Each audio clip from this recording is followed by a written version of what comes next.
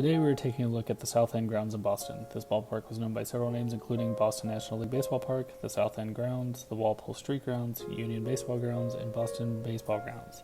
This ballpark was able to seat between 5,000 and 8,000 fans and hosted the Boston Red Stockings, a team formed after the Cincinnati Red Stockings disbanded and the players went on to form a new team. Originally opened on April 6, 1871, where the Boston Red Sox played local amateurs from the area. The Red Stockings won the baseball game 41-10.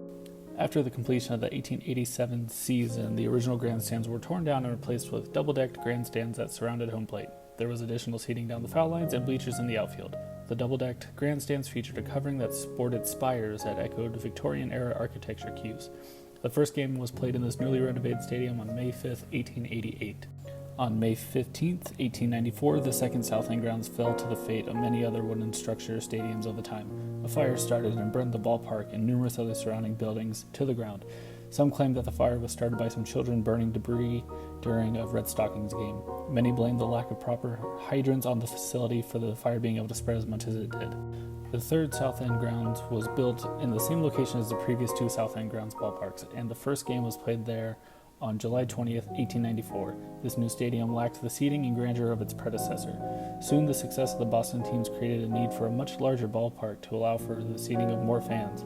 In September of 1911, ground broke on the replacement for the South End Grounds, what would eventually be known as Fenway Park. The last game played at the South End Grounds was on August 11, 1914, where the Boston Braves played the Cincinnati Reds to a 0-0 tie in 13 innings. The Braves finished their 1914 season playing in Fenway Park before building their own ballpark that same year.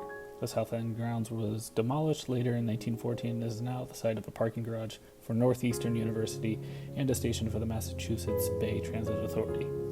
Make sure to like and comment which ballpark you would like to see next.